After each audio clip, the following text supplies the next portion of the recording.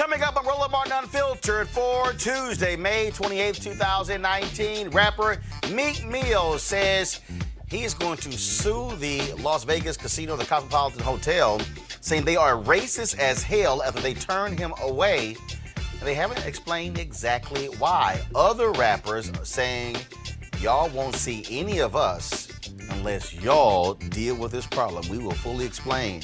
In Baltimore, the police department is taking heat for calling young people criminals on social media. Well, first of all, it's the idiotic fraternal order police, but we know how they actually respond.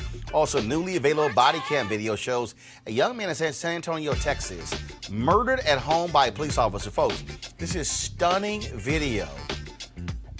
The brother was at his house. The cop came with a flashlight looking through his door. And when the brother says, man, what are y'all doing? Shots ring out, killing him. This cop should be indicted for murder. The Senator Bernie Sanders knows what's best for African-American children when it comes to education. We'll talk about his thoughts about charter schools and also what lessons Robert Smith taught Morehouse graduates and others about giving back. Also, Lonnie Bunch has a new job with the Smithsonian. We'll break it down. And the first black woman wins at cons. Folks, we've got a packed show. Memorial Day is over. Y'all had barbecue, y'all have had parties. Now it's time for us to bring the funk on Roland Martin Unfiltered. Let's go.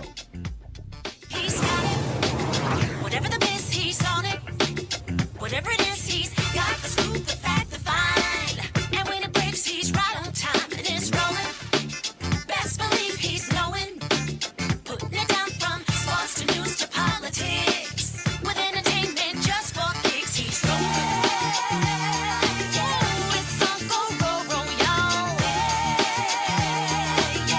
It's Roland Martin, rolling with Roland now. He's funk, he's fresh, he's real, the best, you know he's Roland Martin now.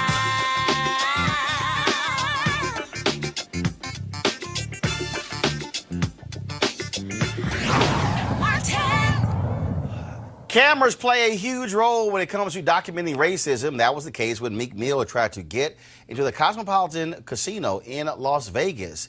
Then this happened. I respect that, but How can you tell me I'm gonna be locked up for trespassing? Hold on. So here's the deal. Yeah. We're a private property. Yes. At this time, with the information we have, we're refusing to do business with you. We have the right to do that. But Right? but what Hold on. information? So if I come But to your no, house, but not if I- refusing to do hold on. business with me. Listen, You telling me I'll be arrested if I don't leave. If No, I no, walk what you said upstairs and get was- something to eat, I'm gonna be Hold on. arrested for what? What we just said was For being a rapper? We officially trespassed For what? you. We officially trespassed For you. So what if though? you come back- But because we what have the did you right to- officially protest we me have the for? right to do that. We have For the what? right to How? trespass you as private property. Sir. Yes. Who do we get the details from? Because So we will give Say you no more. information. We Like I out. said, Let's say our- no more, our man. It's Vice close. President will Send me that video. Yeah. we'll get you that information. You don't even have You that don't know the information and you information. making that decision? Yeah, can you get No, that? Yeah. no, stop, guys. I'm not accusing you of doing anything, man. All right, can we just ask No, you what but day did it everyone's happen? trying to chip in and put their 2 cents in, right? So again, I wasn't there. I don't know. This is way bigger than me. Obviously, you're somebody. Can you stop recording me? No, absolutely not. Okay. This So is- actually, go ahead, record me. That's fine. As a Yeah, duly can we- appointed can we representative of the figure owner of this out- property, I hereby warn you that you're trespassing on this property, But listen though. as defined by Nevada Revised Statute 207.200. If you do not leave these premises immediately, you will be subject to arrest for a misdemeanor. For what? Your subsequent return to these For premises what? after being duly warned out. Arrested will for subject what? you to arrest for trespass. Arrested for what? Do you understand this? Warning. Again. Now, the attorney for Meek Mill is demanding an apology from the Cosmopolitan. Other rappers have weighed in. Go to my iPad, please. 50 Cent posted this. Damn, boy, they wouldn't let Meek in. Ha, ha, ha. I know he was tight. They filed for that. I won't stay at the Cosmo until this is resolved. Also, I'm going to pull up T.I. He also had something to say about this as well. Again, what you're seeing is many of these, this is the video. T.I.'s This Is America, where being black around hateful redneck police can kill you. Actually, there's another video. Let me pull up, here it is here. This was his. He says, Cosmopolitan, please explain Hashtag us or else. More than 6,000 comments there as well. Our panel right now joining us, Monique Abdul, Vice President, Black Conservative Federation. Also Kelly Bethea, Communication Strategist, as well as Dr. Jason Nichols, African American Studies, University of Maryland. Folks, here's what's strange here. So they tell Meek Mill, based on information that we have, but they don't say what the information is. He was going to, it was about 3:30 in the afternoon, he was going to a party there that a DJ was actually holding. But for you to say you're trespassing, but you don't tell somebody why they're trespassing, makes no sense. That's why you have discrimination laws. Right. I mean, it really doesn't make sense. I mean, I think we clearly see that there's a racial motivation here. And I think, Meek Mill is good to put this out there. This is one of the great things about having cameras. Everybody has a camera on. And of course, you had the guy say, can you stop recording? Hell no. No, of course not. You know what I mean? He has every right to record that. And, that interaction needed to be seen. And, not just rappers, but regular people need not to visit, black or white, if you see this kind of discrimination happening at a business. We need not support those businesses. And, the Cosmopolitan is just the next in a long line of businesses that have engaged in these practices. Even in Washington, D.C., they try to ban black people without saying they're banning black people. They'll ban T-shirts, they'll ban sneakers, they'll ban other things, trying to keep African-American people out. We need to stand up, and certainly some of the allies, people who say they're allies, need not to support those businesses either. Kelly, again, if you're Cosmopolitan, I mean, obviously, first of all, Vegas is known for a variety of reasons. If folks have been caught cheating or if they've torn up hotels, stuff along those lines. But I would think if you're going to send somebody out there, you might want to tell somebody why you're being banned. No, absolutely. And from the looks of the video, it didn't even look like he knew why he was out there in the first place. It looked like he was trying to make things up on the fly to justify Meek Mill not being able to come in. But it's absolutely ridiculous. I still, just from the looks of the video itself, there's no cause for it. Now this is funny here. This is what the hotels told NBC News. Quote, it related to a matter of security, not race. And any reports citing otherwise are false. Quote, we pride ourselves on providing an inclusive environment with zero tolerance for discrimination. Under different circumstances, Meek Mill will be welcome to the resort, but not at the compromise of his personal safety and the safety of our guests. That still doesn't Now, make any sense. now it says, What does that mean? now check this out. So again, according to the hotel, this is NBC. So Henry, go to my iPad, I'm reading here. According to the hotel, the party had reached capacity as dictated by city fire marshals, and prior to Mill's arrival, police had been called on site to manage a larger than usual venue crowd. When it was contacted in advance of Mill's arrival, security staff clarified that he would not be granted access because of capacity issues in accordance with both club and resort policy, the hotel said, adding that this was reiterated to Mill when he arrived. Meek Mill refused to depart property and was then informed that any continued attempt would result in trespassing. Can we go play the video again? I want y'all to actually hear what they told Meek Mill. Listen closely. I respect that, but How can you tell me I'm gonna be locked up for trespassing? Hold on. So here's the deal. Yeah.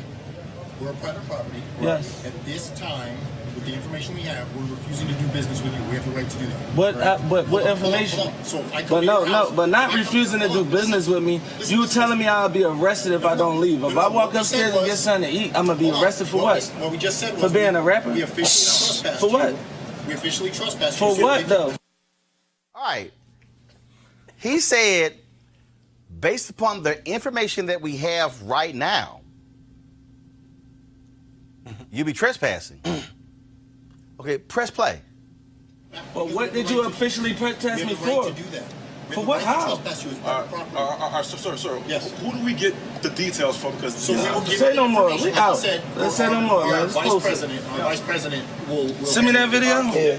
We'll get you that information. You don't even have You don't know the information and information. you making that decision? Yeah, can you get that? Yeah. No, stop. Guys, I'm not accusing you of doing anything, man. All right, can we just ask No, you what but day did it everyone's happen? trying to chip in and put their 2 cents in, right? So again, I wasn't there. I don't know. This is way bigger than me. Obviously, you're somebody. Can you stop recording me? No, absolutely not. Okay. This So is- actually, go ahead, record me. That's fine. As a Yeah, duly can we- appointed can we- representative can we of the owner figure of this out- property, I hereby warn you that you're trespassing on this Come back to property. me. But listen up. Okay, this is real simple. If it was a crowding issue, you say it. Right. But to say, based upon the information that we've received about you, really, Malik? Really? Yeah, it's clear that there was an obvious communication breakdown from whoever made the decision that he wasn't allowed to the guys there trying to defend it. I mean, it's pretty clear either they did not know or they didn't want to be honest. Whatever the backstory is, I don't know. I imagine it probably has a bit more to do with, well, I imagine it has more to do with, it has less to do with race than we're assuming. I mean, the Cosmo is pretty a popular hotel. I was just there, and the Migos were playing there at the hotel. So it's not like they don't have a history of allowing black people into the establishment. But in this particular case, it may have more to do with the industry in which he's a part of than race itself. But there's an intersection of race and some of the other things Sure, that but we're looking I at think here. It's not just but plainly. it's not, Nobody's saying that it's plainly.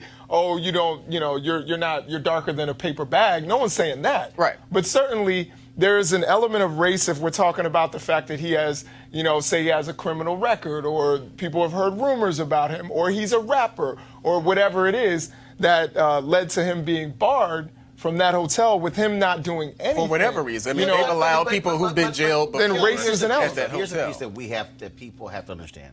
And I'm sure there's somebody who's saying, oh, why y'all making a big deal because of Meek Mill? No, it's because we have numerous examples of African Americans who go to bars, who go to restaurants, Right. who go to clubs, and are denied entrance.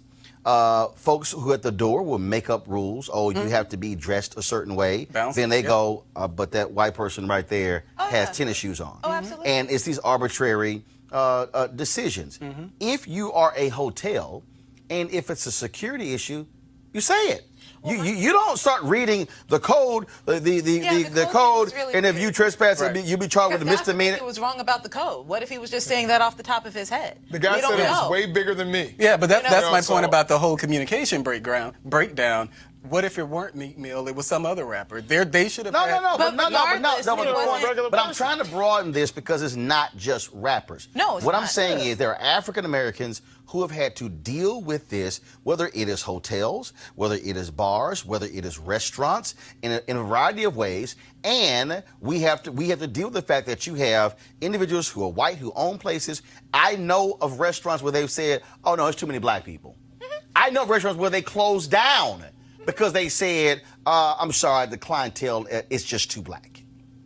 No, I mean, I agree with you. There's nothing to dispute about that. But specifically with this video, just the excuse that they gave in the press release to NBC, that just makes no sense. Because if it's a security issue, Meek Mill had security. So what are you talking about in terms of security? If it's But regardless. then it say it was for his safety. That was my thing. I was just like, he's surrounded by Wait, security guards. He's got security. Y'all got security. He's in the safest spot. Just saying. He's in the safest spot he could possibly be in Las Vegas. But also the fact that he was invited to this event by DJ Mustard. Like, he's expected to be there. So for the hotel to come down and say, you're trespassing on what grounds? And this is also why you shoot the video.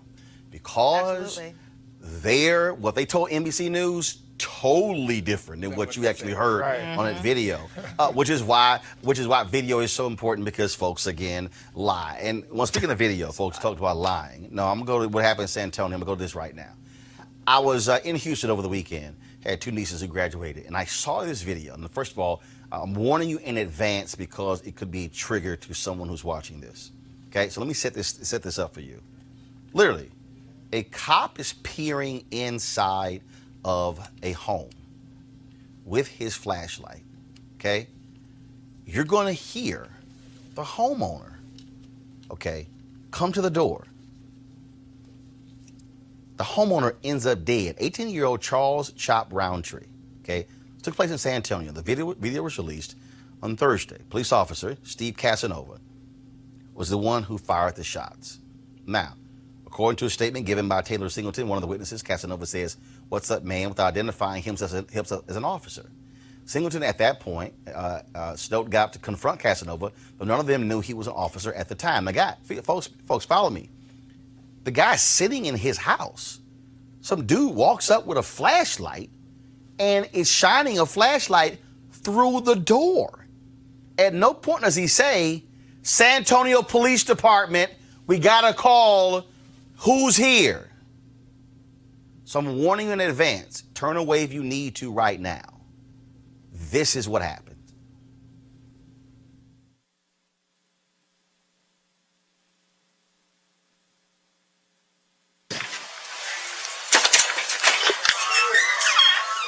What's up, man? Hey, who is this? Hey, it was your shots fired. Watch out, more of the way. 2330. Shots fired. Get back.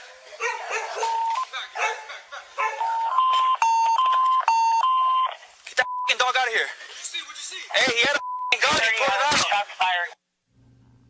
Okay, you hear, first of all, now I'm going to play it again because I want you to, first of all, you see what so you can see what happened. Then I want you to hear what the cop says at the end, which, you know what that was all about. I feared for my life. Now, we're seeing him approaching the door. Now, let's dissect it again, okay? And when I tell y'all to stop, stop it. Play it again. Stop. Now, this part of the video, he is approaching the door. He has a flashlight out.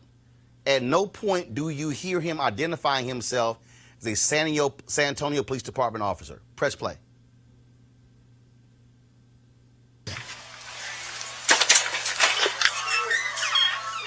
What's up, Stop, man? stop. You hear him knock on the door. You still have not heard him say, San Antonio Police Department. You hear Charles Roundtree, who hears this knock, sees a light. What's up, man? Press play. Hey, who is this? Hey, it was your shots Stop. fired. He fires into the house. Door is still closed. It's a screen door. Cop then says, shots fired. Press play. Watch out, more of the way. 2330. Shots fired. Get back.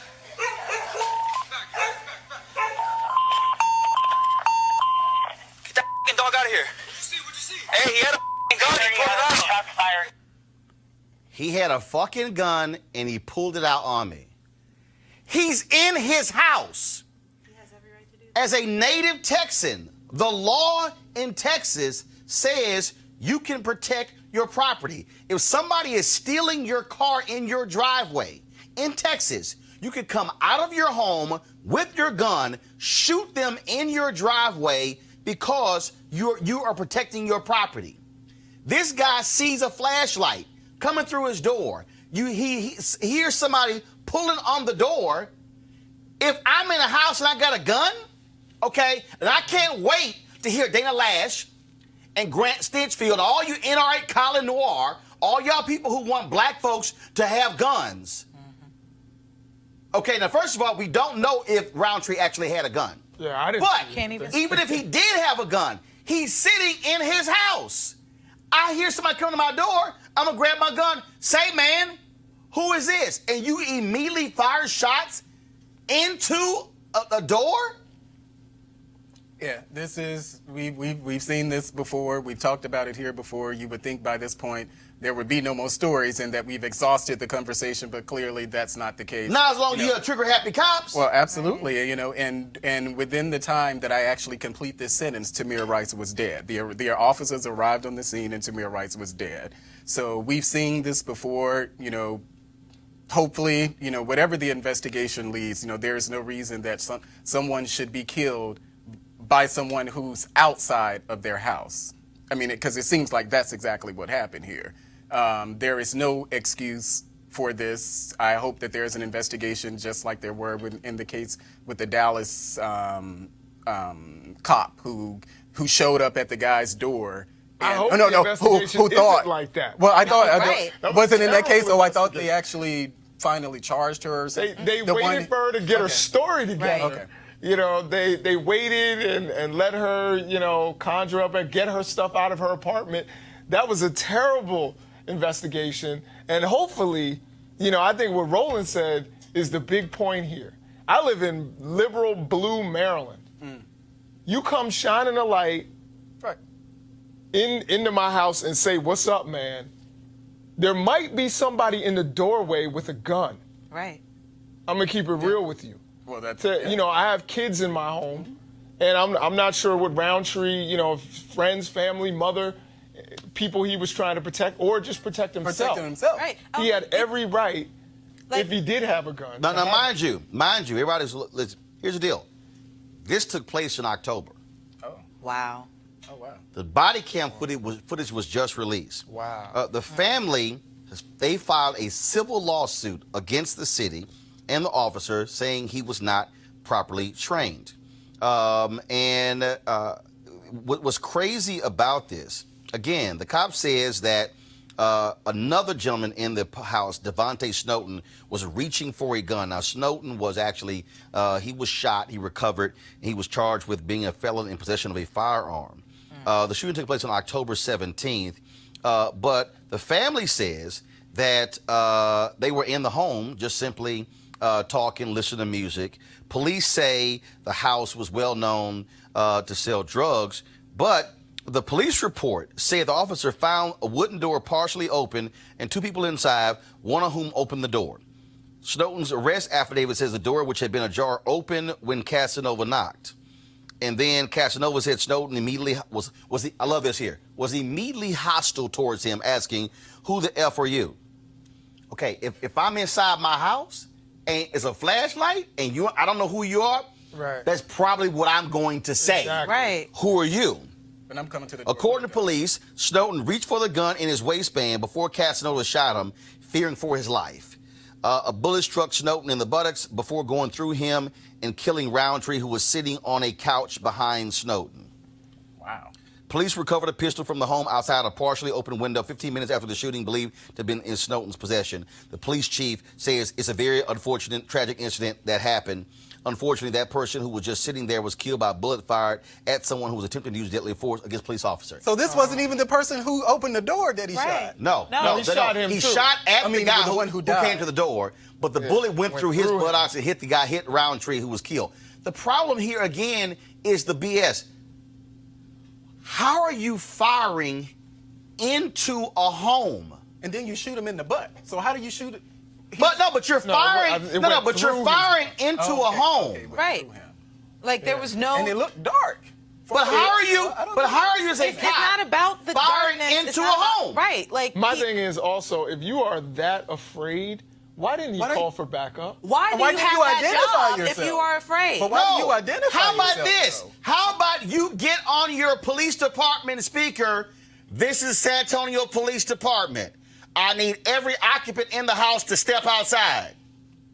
I'm probably not coming to the door with a gun at that point. But at Right, least I know who you are. but also again, I'm inside my house. I have the right to say who the hell is pulling on my door. Right. And if I got a gun, I got a gun to protect myself. It doesn't matter if you're a cop. Right. It doesn't matter. You don't get, just like the woman in Billings, Montana, you don't get just to walk in my crib because you're a cop. Right. Right. And he didn't even have the opportunity to walk in. He literally was just From at outside. the door. The door is still closed. He shot through the door. And the cop said it was accidental. How the hell is it accidental if I pull my gun and I'm firing into a door at somebody in the house? And then runs away as if somebody's chasing you. And he And probably then talks about the dog. And he probably had the gun drawn the entire time. That's what I'm saying. Because he lifted that gun up really quickly. He ain't it was out of the holster, I'm pretty sure. He had it out of the I holster. thought it was like this. I You thought know? he was in this position. It was like the flashlight, gun underneath. Perhaps. Yeah. And You then- know, like he didn't even give anybody any According to time. the San Antonio Express News, again, this took place in October 2018. They keep trying to make the argument, oh, the house was known to sell drugs. It does not matter. It doesn't matter. It does not matter if you say that they've known to sell drugs. The reality is you have the right to sit in your house with the door open and with a screen door, and you don't have the right as a cop to come to, one, try to open my door, because here's the first piece. Did you have a warrant? Right. If you did not have a warrant, then you should not be trying to pull on the door. And if you did have a warrant, You still have to announce you still that. have to Right. knock. Now you have some no-knock warrants, but did you have a warrant? No. They got a wouldn't call. do a no-knock raid with one person. I'm not, but That my doesn't happen. point is, they got a call saying there was some disturbance. But the problem here, again, black person dead. And again, I don't care. Let me be real clear. I don't care if they have a criminal record. I don't care what their history is. You have a right to sit in a house, and you have a right to have a gun. By your side, if right, you wanted to. You do. In Now, Texas, of all states. if this person was a felon and shouldn't have been carrying a gun, That's a different whole story. different deal. Right. But still, if somebody's rolling up to my crib and I'm packing, I'm probably gonna grab my gun. Yo, who the hell is that outside? What's up, Slim?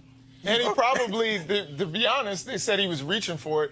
He probably reached for it because he saw him holding the Okay, gun. first of all, No. of course I'm gonna reach for it. Right. If I got a bright ass light Right. shining through and I don't know who it is, Right. I'm gonna probably reach for my gun like, who the hell is this? Right. But something that you actually said in the report, he said likely, or so he didn't even know whether this person had a gun. It was like he likely had the gun. At least that's what I heard you read. Officer Casanova saw a handgun on SP2's waistband and told SP2 to show his hands. At this point, SP2 ignored Officer Casanova's commands and continued to remove his handgun from his waistband. That's a damn lie. So within that no, 2 second that's period. a damn. Right. Hold up, that's a damn lie. Play the video.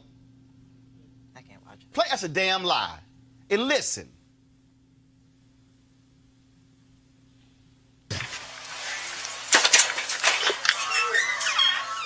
What's up, man? Hey, let me see your shots fired. Watch out, more of the way. Come back. Did any of y'all here put your hands up? Nothing. Within that short period of time that he came to the door, we're probably talking about all of 10 seconds, it seemed like that whole conversation went before the guy was dead. If that. Because I saw him, he stood up. He stood up, obviously, with the gun. He probably stood up with the gun by his side or something. The cop but the lied. idea that the cop was lied. literally No, shooting you can see in that through. video that he didn't have anything on his person yet. He was standing with his hands by his side in the shadow. Yeah, see, I didn't so know if it's he like had that. he drew for what? But he still shot into. He killed. Oh no! He shot. regardless, he point. shot into the house. At no point did you hear that cop say, "Don't pull your weapon out." Identify yourself at a minimum. At no Anything. point. At no point that you. At a minimum. The chief is lying, the officers are lying, and the city is lying. And again, I'm reading all these stories, and I'm reading about how well-known drug house. I Doesn't matter. do not care. And in fact, here's what's interesting. There was a case we had. It was a case out of Georgia that dealt with the death penalty. Now, remember, we had one of the attorneys on the show, and they were trying to keep his brother from being put to death. And Tom Joyner said, well, you know, did the guy do it? And the guy was guilty of the crime. And he said, well, you know, we probably more willing to fight for somebody who didn't do it. And this is what the lawyer said. The lawyer said, no, Tom. He said, where most of our laws have been deemed unconstitutional, it was when somebody actually did it. See, the problem that I think a lot of us have, and I guarantee you there's some people right now who are watching right now who are saying, well, I mean, y'all defending, if you read the story, dude had a long criminal record and they were known to sell drugs. It doesn't matter because you have the right to sit in your home and not be killed by cops. Cops must identify themselves no matter what the house is. That's why there's a thing called the United States Constitution. That's why you simply can't just strip search somebody. You can't just shake them down. You can't just pull them over hoping they have a warrant just to be able to search their car. No, you can't do those things. The rights of people exist whether or not you're somebody who has done nothing or whether you have a criminal history. In this case, there's no way that this cop should not have been charged with murder because that's exactly what this was. I agree. And I'll tell you this, I never heard of a trap house that leaves the door open. Right. You know, just keeping it real with you. Like if you trap it, you want to keep the door closed because you don't want robbery or any other thing like that. It was at night. And people Maybe aren't these just things chilling happen. in the trap house either. What we're seeing, folks, what we're seeing is bothersome because what we have to understand is it keeps happening to us. I played this video earlier. It was on I believe, was it T.I.'s page? I think I played it. This video also made its rounds. Here we go to my iPad. The same video here. Shut your car off. You gonna shoot me? Got a gun. Where? Gun. Where? Shut the car Where? off. Where? My hand in the air. Shut the car off. Shut. No, hey, come shut the car off. I ain't moving my hand if he trying to shoot me. He trying to shoot me. Shut the car off. I ain't moving. No, my hand in the air. Shut the car off. My hand in the air. My hand in the air. My hand in the air. My hand in the air. New units at Midland Heights. My hand in the air. My hand in the air. All you gotta do is drive up. What I was doing? What was I doing? What was I doing? My hand in the air. My hand in the air. Shoot me. You comply with the lawful Shoot order. me. My hand in I'm the not air. gonna shoot you, but you're not gonna move those hands. My hand in the air. My hand in the air. You telling me to shut my car off so you can shoot me? Come on now. All right, What I do wrong? Okay. I want y'all to shut the car off. 40 seconds later, you're not going to move your hands.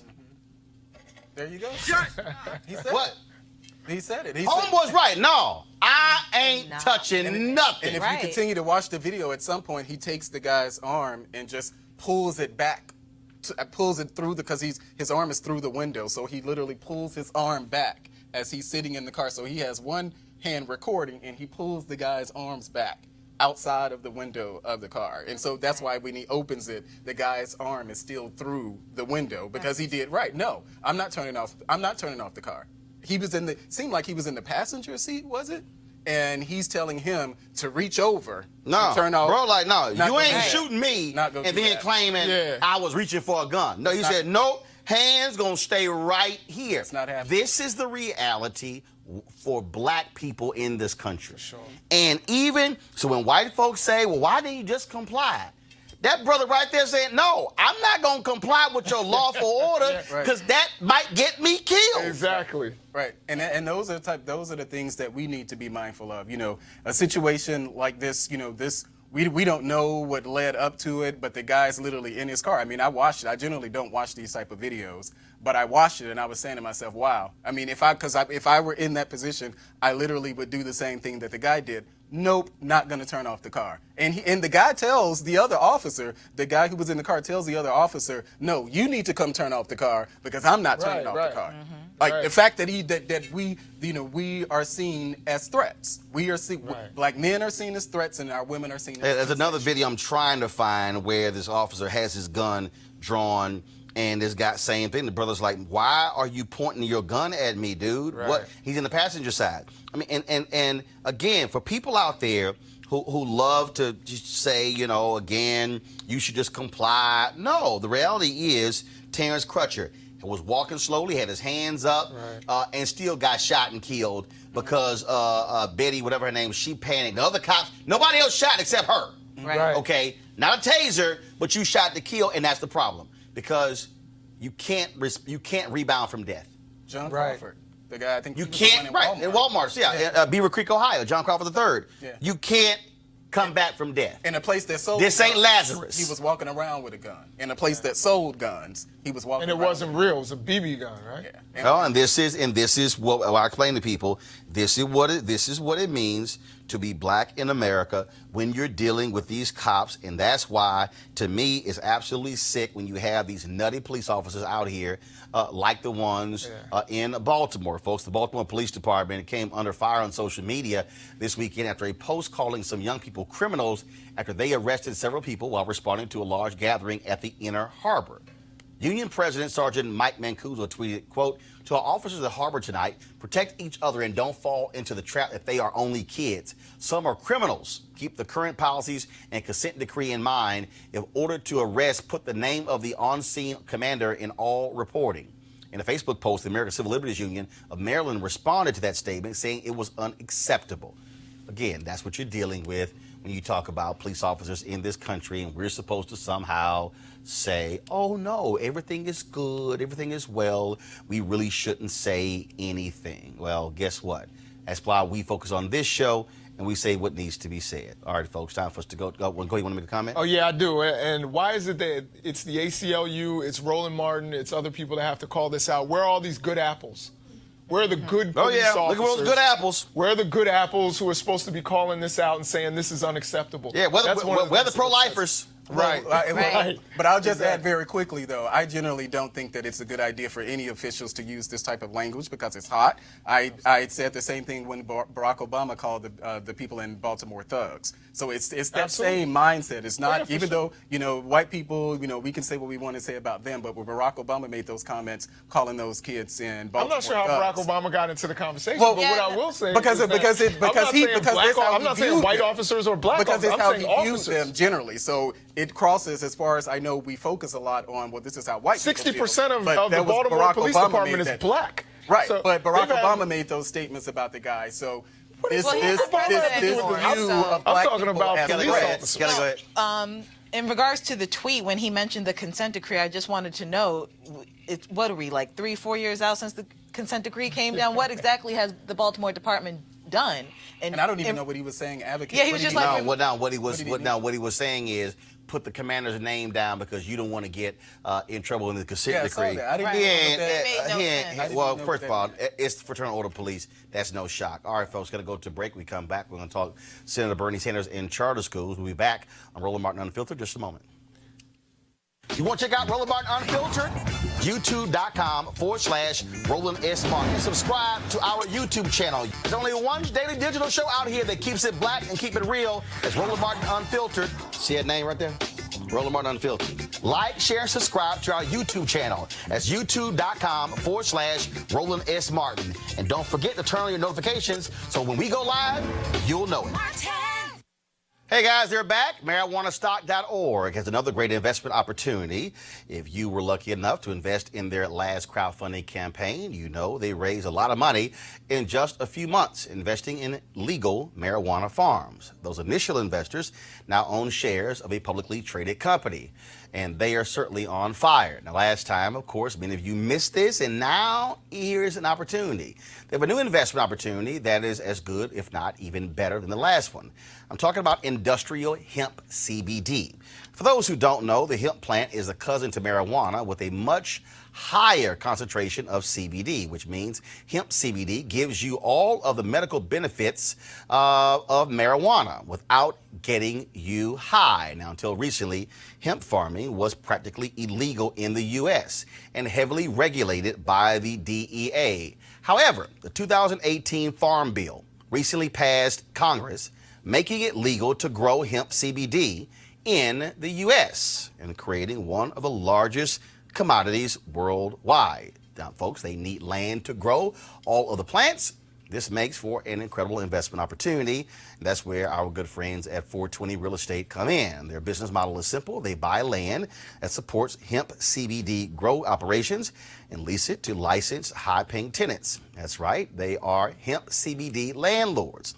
And you can get in on the action. Now, you can invest in this crowdfunding campaign for as little as $500 up to $10,000. Now, like I said, you cannot miss out on this opportunity. You should invest by going to marijuanastock.org. That's marijuanastock.org. You can get in the game, and you can do it now. All right, folks, tomorrow I'm going to be in Philadelphia for our School Choice is the Black Choice Town Hall taking place at one of the charter schools in Philadelphia. We previously have been in Atlanta as well as Indianapolis. And it's really interesting because it's amazing to me the level of attention that is focused on charter schools. But here's why I think it's the most dumbest thing in the world. Charter schools literally make up 10% of all public school students, which means that 90% of all kids in America who go to public schools go to traditional public schools. Yet how is the conversation all about charters? I keep making the argument. So 10% of the schools have created the funding problem for the other 90%. That is truly stuck on stupid. Last week, I interviewed Senator Bernie Sanders because he came out with his particular plan dealing with education, where he wants to get rid of for-profit charter schools. They only make up about 15% of all public charter school students. The rest, folks, are non-profit charter schools. And the National Alliance of Public Charter Schools, we want to talk to them about this. So joining us is Amy Wilkins Sr., Vice President of Advocacy at the National Alliance for Public Charter Schools. So this is what still bugs me, because the problem that I have is how are 10%, how did 10% become the problem for the 90? It's not the problem for the 90. Our school districts are stressed. They are underfunded. They need help. Their results for kids, particularly African American kids and Latino kids, aren't what they should be. But it isn't the fault of charter schools. And so when I hear the phrase, "Oh my God, they're draining money," okay, and I have these debates with people on social media all the time, and I have to keep reminding them that when they say that charters are draining money from public schools, charters are public schools. So this idea that they're taking money, it's nonsensical. Also, I think most people have no idea what the hell they're talking about, because one, there's this assumption that charters are getting all this money, when in fact charters actually get less per pupil than traditional schools. Right. Yeah, when a family moves out of a school district to go to a better school. If I moved out of D.C. so my son could go to school in Montgomery County, D.C. would lose that same money too, right? But if I stay in place and find another school in the public school system, just like if I left my church and went to another church in the same diocese, I leave the church, I take my pledge with me. Okay, hold on. I want you to run past that, because again, this is what I think people don't understand. The money stays in the system, is what I'm saying. If there is a child that is in the Chicago public school system, and that family moves to the south suburbs, that money is allocated per pupil, does not stay in the Chicago public school system. It goes to the suburban area. Exactly. But it's a totally different school district. Right. Yet, if a child in the Chicago public school system goes to a charter school in the Chicago public school system, the money stays in the Chicago public school system. Exactly. Okay, because again, that's what amazes me whenever we have this discussion. And so when I talked to Senator Bernie Sanders, he did say that he supports nonprofit charters. That's great. But then he mentioned, of course, he wants transparency and some other things. But his distinction was that he was against for-profit charter schools. Well, he has to take that up with the state of Arizona, because the state of Arizona is the only state in the 50 where a for-profit entity can hold a charter. So you can go out and talk to the people in Arizona and, leave the rest of us alone. So hold on, but you have something like K-12. Which is the online, which is a for-profit entity, but they run operations. They have students that are all over. Yeah, and we've been working, and that really is a state-level issue. Senator Sherrod Brown raised that in Congress, and as well as Patty Murray, and both have agreed. And I think the way the laws work, it is a state-level issue, and my organization is working to curb or eliminate those entities where they are doing kids a disservice. And the thing is, so I love this here because we got somebody here, which is pretty funny. iRobot 107A. Roland Martin is being paid by charter school libraries. His show is broadcast from charter school offices. This is bad journalism. Well, actually, we actually pay for the office space. We pay for the office space. Got him. And see, like, literally pay for it. Oh, my God. All of it. Every month. No charity. Pay for it. Just so you can stop lying. And here's the deal. This body's like, oh, you don't disclose. Oh, I've been very clear and open and transparent. Anybody can Google me. Am I on the board of 50 Can? Yep. Was I previously on the board of Students First? Yep. And your point, will I advocate for charter schools? Damn right. Why? Because I want black people to be in charge of the education of black children. And this is what gets me, Doc. I hear all these black folks. Oh, also, while all y'all out there hating on charter schools, can y'all name me how many HBCUs in America have a charter school? So for all y'all who love HBCUs, why don't y'all go Dog Howard, which has a charter school? Am I correct, Amy? You're correct, but also most of us don't hate charter schools. When you look at the polling data, 58% of African Americans support African-American voters support charter schools. When you go to millennial African-Americans... That's low data. We did the poll at TV1. We did the poll out of TV1. More than 70% of African-American parents said they would send their kid to a charter school, and more than 70% of black parents said, I would take a voucher. Doc, this is simple, because black parents are the ones on the front line looking at their kids saying, I'm tired of my kid going to a failing school. Yep. Right, I'm definitely not against charter schools. I think I just was looking at what Bernie Sanders was calling for, and it seemed pretty reasonable to me. But I think, as far as charter schools, the ones that produce, good results, I'm all for it. I have nothing against that. Malcolm X said only a fool would let his enemy educate his children.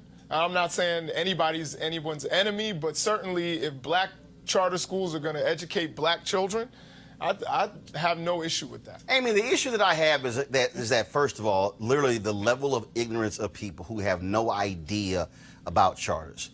One of the things you will hear is that there's no accountability. First of all, education in America is not federal. It's actually state, just actually local. So you have state laws. So when somebody tells me you have no accountability for charters, that's a lie. In Texas, you have a charter school. You have 3 years. 3 years to get your numbers to an acceptable level or they shut you down. 3 years. I know of some traditional schools that have been failing black kids for 30 years, and they're still in existence. Y'all, that's the law in Texas. There are other states where they have... It's not just Texas. I mean, that is the condition under which charter schools are set up in every state. It's not necessarily 3 years. But if you don't meet the conditions of your charter, you are shut down. That is the ultimate accountability. I went to a public school here in D.C., and in 3rd grade, I couldn't read, right? I could not read. That school is still, I'm 60 years old, that school is still undereducating black kids in this city. If it were a charter school, it would have been shut years and years and years ago. Malik and Kelly, here's what also gets me, because this is what it angers me to no end. That you have folks who fight for failure. They also believe that money is the answer to this issue when they haven't even bothered to ask, how is the money allocated? Right. For instance, if you're in a school district and it's $10,000 per pupil, all $10,000 does not go to the education of the child. It doesn't.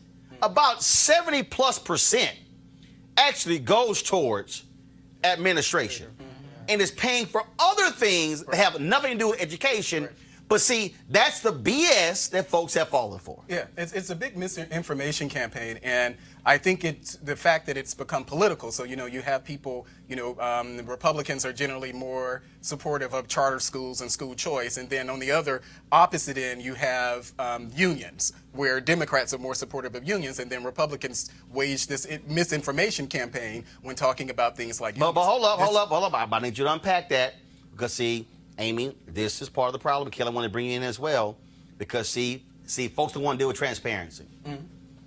What you have on the left, you're absolutely right. Unions are the biggest, teachers' unions, one of the biggest financial supporters of Democrats, who largely oppose charters, which is kind of stupid because the American Federation of Teachers has a charter school. Yeah, they do. In New York. I'm sorry, that makes no sense. I didn't even know that. So, yes, they have a charter school in New York City, but they oppose charters. Hello. So, that's what you have. Now, Malik, there are some nefarious people on the right who only support school choice because they want to see unions shut down. Mm-hmm. See, so as somebody who's in the movement, I've challenged those white conservatives. Why are you here? Mm-hmm. Because if you're here trying to pimp black and brown kids for your political purposes, get the hell out. Mm-hmm. Right. For me, this is about education. Mm-hmm. And that's the difference. And so you got to call out folks' motives. And there are Democrats who are in support of school choice. Mm-hmm. You have Democrats for ed reform, Shavar Jeffries leads that, so that exists. So when we talk about transparency and accountability, we got to always say, what are your motives as to why you are in this? Roland, let me just enter one other thing into it. There's a study from Berkeley a couple years ago that said that charters don't produce better results. That's my only issue with charters. There's a lot of evidence that says that they don't necessarily, and not only that, when you talk about attrition, and this is what Bernie Sanders was asking for, was just transparency on your attrition rates. Right. And the people, charters also kick kids out that are problems. Right. So now let me unpack that. Amy, go ahead. Well, I think a couple things. Most of the evidence, charters are a mixed bag. There are some very good charter schools, there are some mediocre charter schools, and there's some charter schools that should go away. On the whole, the evidence that we have, and the soundest evidence, is a study that was done a couple of years ago by the Center for Education Reform, which showed that in urban settings, black kids and Latino kids in English language and mathematics gain more days than their peers in the district-operated schools. So in general, our kids do better in these schools. But the thing about, and that's really important to me, because what I want is for African-American and Latino kids to do better in school than they are. But the other thing about charter schools is it gives families choices, right? When you are affluent, you got a lot of choices about where to send your kids. You can pack up and move. Yeah, right. but if you are low income, what charter schools do, in Minnesota, there's Hip Hop High, right, where that Prince helped found, and that is a kind of education that most people wouldn't have access to if it weren't a charter school. Here in D.C., you have Washington Latin, so a family could pick a classical education for their kids. Affluent people have all these choices for their kids. I want to be sure that all those choices are high quality, but I want to be sure that your income and your race don't limit your choice. And I want to strengthen the public school system. And what charter schools are a part of a healthy education ecosystem. Here's what I found to be very interesting, Kelly, whenever we had this conversation. Right. Magnet schools have been around for more than 30 years. Yeah. Yes. Magnet schools are specialized schools. Mm-hmm. There are people who I deal with, they say, yeah, they have lotteries, but charters can pick who they want. I don't. To everybody who's watching. I went to Jack Yates High School, traditional public high school in Houston, Magnet School of Communications. Guess what that meant? I had to apply to get into Yates Magnet School of Communications, which means somebody got rejected. Right. But what's interesting is, folks, especially some of the black people, and I would love for the black people sitting here commenting on YouTube and Facebook and Periscope, I would love for them to explain to me how they criticize charters by saying they're selective when it's a lottery system and they're not. But then say nothing about the plethora of magnet schools in America where you have to apply to get in. Not only that, but I grew up here in D.C. and I had to apply to public schools here in D.C. to get out of my district of the middle school that I was zoned to because it was an underperforming school. I had to apply to get into a public school, a straight DCPS, non-magnet public school, just so that I could have an education at the same par as my white counterparts. And here's the issue with study, Jason. Here's the issue with studies. I could pull any study to show you traditional schools and charter schools. Here's what the reality is.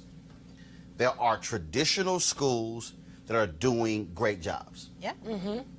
My philosophy is study them, replicate them. There are charter schools that are doing a great job. Keep them, study, replicate them. They can coexist at the same time. The problem I have is when you have traditional schools that are failing and black people are being told, wait, the 10-year plan is coming, and if your kid's in the 5th grade, they're only there 7 more years, so 10-year plan will be a little too late.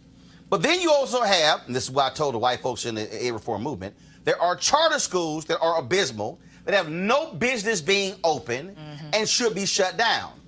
I can't accept failure. The problem I have is the people who want to limit, like in California right now, limit the successful charters by saying, oh, it's bad because the school district is underfunded. No, because y'all don't know how to manage your money. Right. And you ain't got a $35 million shortfall because 500 kids left. Right. No, you got a shortfall for some other reasons. That's the issue that I have when we have this conversation. No, I agree with you. I think we're, for the most part, in agreement. And the only thing that I would disagree with that you said earlier was when you said that people on the left don't criticize the way public schools are right now. I mean, that's not what I said. You know, if you look at what people have been saying about Stuyvesant and what, you know, the things that are going on in New York City and the way that there's been plenty of criticism. First of all, First of all, those schools in New York are deemed elite schools. Right. Those, just like in Houston, we had programs called Vanguard. Okay, that's what those schools are. I'm talking about you have districts where you have 20, 30, 40 magnet schools, but where it's become accepted. And what people say is, well, the magnet school, they're under the school board, so there's still control over it. Plenty of critiques for magnet schools too. But that's a segregated school within a school. But here's the piece though. Okay, so then what do? How do you then create career-driven schools if you don't have some form of process? Booker T. Washington High School in Houston is an engineering magnet school. You have to take a rigorous test to get in. Why? Because they're trying to produce engineers. Yeah, but everybody can't go if you're not proficient in math and sciences. You can't pass the test because guess what? You're probably not going to be a successful engineer. And guess what? Prairie View A&M, Texas A&M, and those schools that want those black engineering, they go right to Booker T. Washington because they are producing black engineers from 9 through 12. Without that school, no leg up. And you were right. And we talked about, I think this is part of that misinformation campaign from vested interests, those who are opposed to charters. Those who support. Well, yeah, you just mentioned data, talking about just the number of us, black people in general who support things like charter and school choice. The numbers are high. Here in D.C., parents have to participate in a lottery, where they may have 5 or 6 or 7 different schools that they simply just throw their child's name in a bag, and hopefully you have to get put on a waiting list. You have to get put on a waiting list, and you may end up at number 70 New on York one waiting City, list. there are 20+ thousand families on a waiting list to get into the top charter schools. So how can you not have choice? 20,000. There are 5 million kids around the country whose parents would prefer to enroll them in a charter school if there were space. Kelly, the thing that, again, what is just is killing me is that our kids are the ones getting screwed. Because you have a situation where the topic is really polarizing, but on those two poles you have these vested interests, and neither of them really are in the best interests of our children. So we need to come to a conclusion where we meet in the middle and see. Actually, go ahead. No, like we need to meet in the middle, and we need to see what's working for both like just straight public schools and straight charter schools, and just come to a conclusion where we can actually create schools in both categories that'll be beneficial for our children. Here's the deal here. Here's the deal here. I'm not meeting in the middle. No. I'm not meeting. You should have choice. No. Let me be real clear. I'm not meeting in the middle. I only give a damn about children. What works for kids? I only give a damn about what works for kids. In this city, Washington, D.C., again, for all y'all folks who want to comment, please answer this. In Washington, D.C., oh my God, if you have these charters, it's the death knell of the school system. Right now, in Washington, D.C., half of the district are traditional schools, half are charters. Still exists. Hasn't died, hasn't been killed, oh my goodness. No, they coexist. Why can't we have, because I say this too, and again, people get mad at me because you talk about private and public. Here's the reality. We have state university. You teach at a state university. You coexist in a state with private colleges. You coexist with HBCUs. University of Maryland. Now, granted, you got the lawsuit going on there. Larry Hogan, damn that $100 million settlement you want to give. It should be $2 billion to the HBCUs. But the problem that I have, again, is we act as if there's only one delivery system to educate a child when we literally have a nation where there's traditional public, there's charter, there's magnet, there's homeschool, there's online school, there are technical schools. There are multiple ways, but when we are trying to control it, oh, no, bad idea. So that's the issue I have. So, again, I'm not in disagreement. My only thing, again, is I did a little bit of work with Kip Umoja, which is in Baltimore, in the Park Heights area, food desert, low-income community, and shout out to Park Heights. Now, the issue there that I saw was that it was an amazing school. It had amazing administrators. It had amazing teachers, and they literally set up a trauma center, which was given, staffed by people from Johns Hopkins. Johns Hopkins helped them. They had, nurses and doctors and things like that for on staff, psychologists. And the question is, how come we've been unable to have those kinds of things in public school? Well, no. And now again, I'm not blaming the charter school. They're doing the right thing. Not how come. Right. They're doing the right thing. Not I'm how saying come. we need to have that. We should be shifting to the black-run school board saying, why haven't you done it? See, this is what happens. Why haven't we developed that kind of relationship? But here's what happens. What happens is it leads to shut them down. Stop. Shut them down. But that's not my argument. No, I know that. But I'm talking about, I've heard all these arguments. It literally, shut them down so we can do it over here. I'm going, wait a minute, why can't that exist and you do it over here? Everywhere where they're kids. What they have they're allowed, and just replicate it. That's what I don't understand. Amy, go ahead. No, that is one of the points of charter schools, is charter schools are supposed to be nimble, are supposed to be able to respond to the needs of the communities in which they're located. And then it's, we develop the model, we show you the model, we work the kinks out, then you have an easier path. You district-operated school, because we did all the sort of beta work on it. Now here we show it to you. It is on the school district to say, oh yeah, that works, let's do it. And guess what, folks? This is real simple.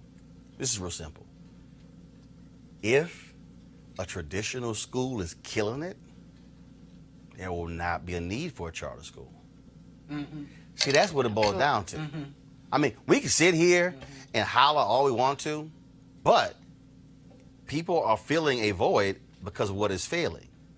And again, We can sit here and we can run down every single problem. We can say they have not been funded from day one. We can talk about racism. We can talk about classism. We can talk about everything in the world. But at the end of the day, if you got a black kid who's sitting in an elementary school and that elementary school has an F, when you're dealing with schools where I was in Selma, let me help y'all out. I was in Selma.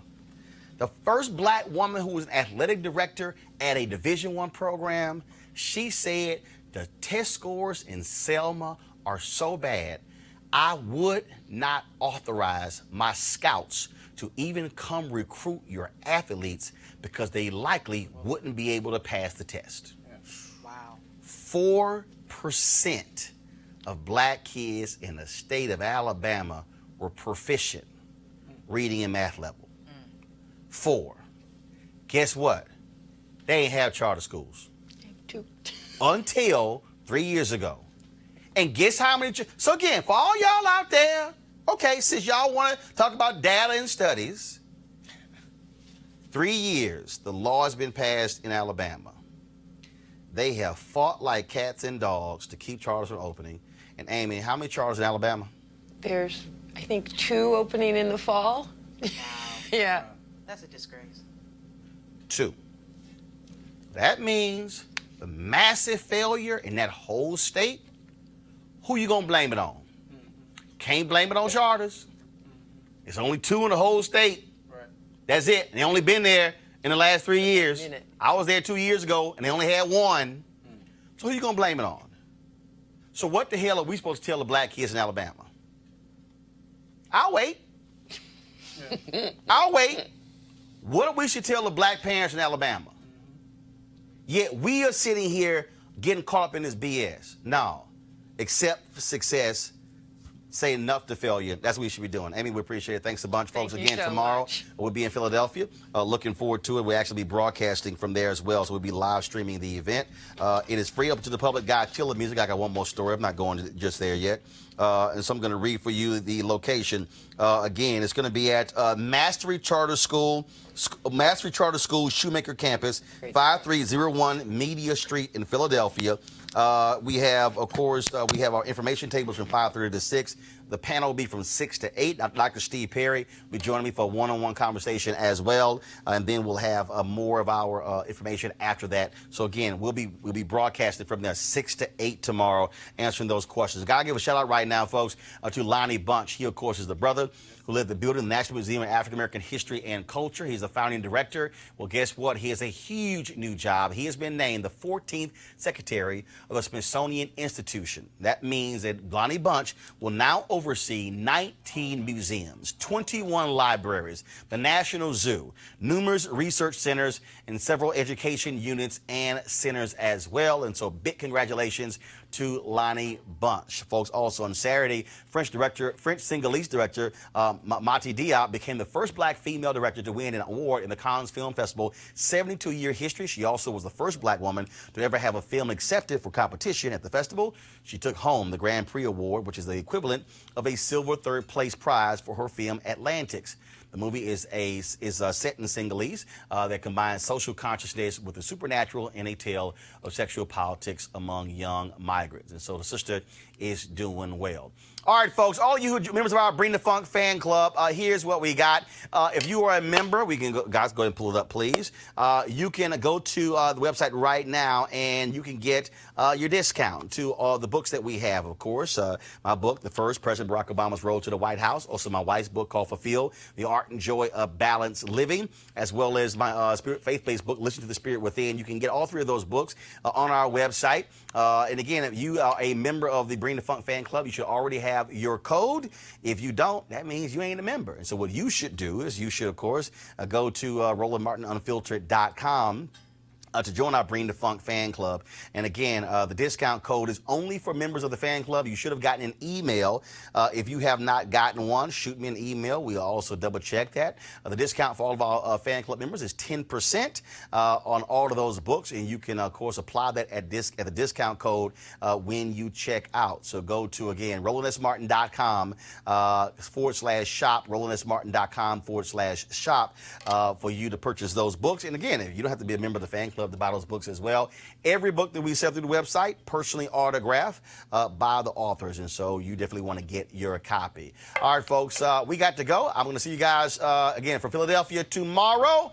We'll be back in D.C. On Thursday. All right, you have a great one. Holla!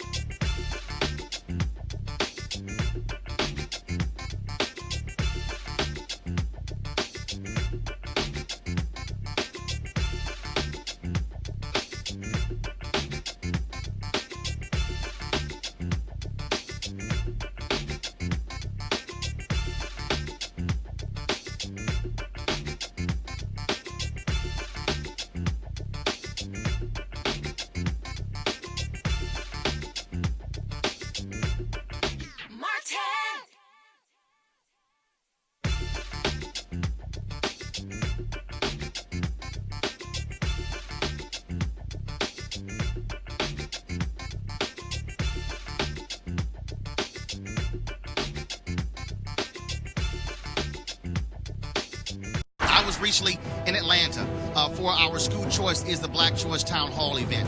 There was an elementary school in Atlanta, folks. This is a black elementary school. 5% of the school's students were reading on grade level. I'm going to repeat that. In Atlanta, 5% of the children were reading on grade level. So you then have to ask the question, what's going to happen when they're in middle school? What's going to happen when they are in high school? Will they ever be able to catch up? Will they be consigned for the entire life of being behind? You want to check out Roland Martin Unfiltered? YouTube.com/Roland S. Martin. And subscribe to our YouTube channel. There's only one daily digital show out here that keeps it black and keep it real. It's Roland Martin Unfiltered. See that name right there? Roland Martin Unfiltered. Like, share, and subscribe to our YouTube channel. That's youtube.com/Roland S. Martin. And don't forget to turn on your notifications so when we go live, you'll know it. Hey fam, want to check out Roland Martin Unfiltered? The blackest show on all of digital, cable, and broadcast. Check out our audio podcast. There's only one daily digital show out here that keeps it black and keep it real. It's Roland Martin Unfiltered. Press play. You want to support Roland Martin Unfiltered? Be sure to join our Bring the Funk fan club. Every dollar that you give to us supports our daily digital show. There's only one daily digital show out here that keeps it black and keep it real. It's Roland Martin Unfiltered. Support the Roland Martin Unfiltered daily digital show by going to RolandMartinUnfiltered.com. Our goal is to get 20,000 of our fans contributing $50 each for the whole year. You can make this possible. RolandMartinUnfiltered.com.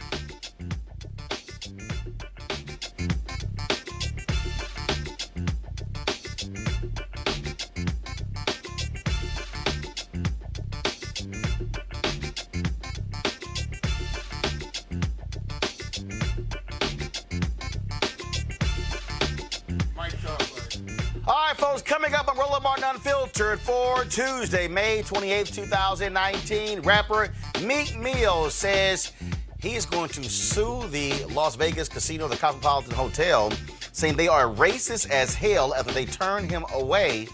And they haven't explained exactly why. Other rappers are saying, y'all won't see any of us unless y'all deal with this problem. We will fully explain.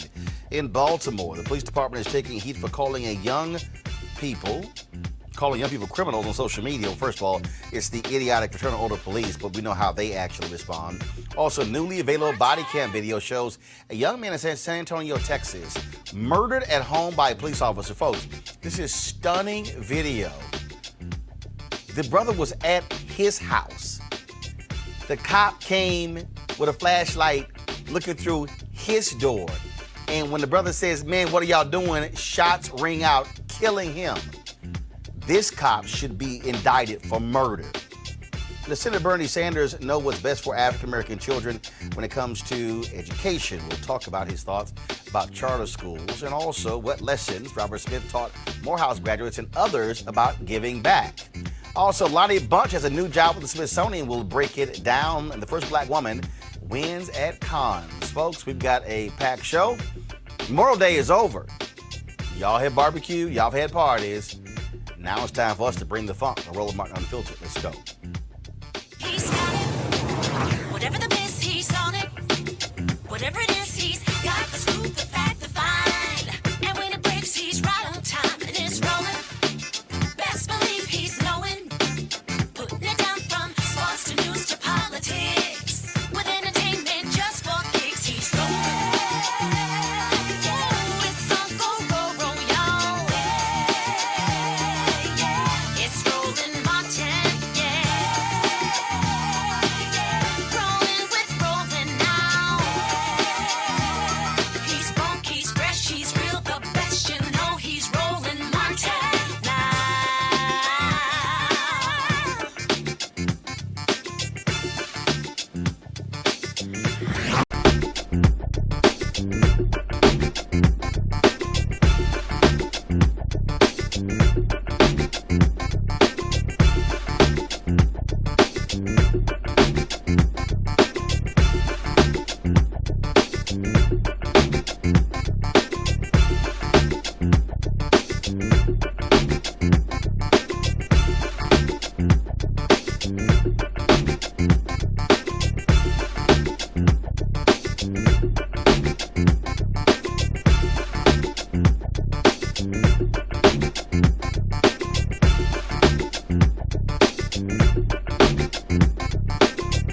Hey fam, want to check out Roland Martin Unfiltered, the blackest show on all of digital, cable, and broadcast. Check out our audio podcast.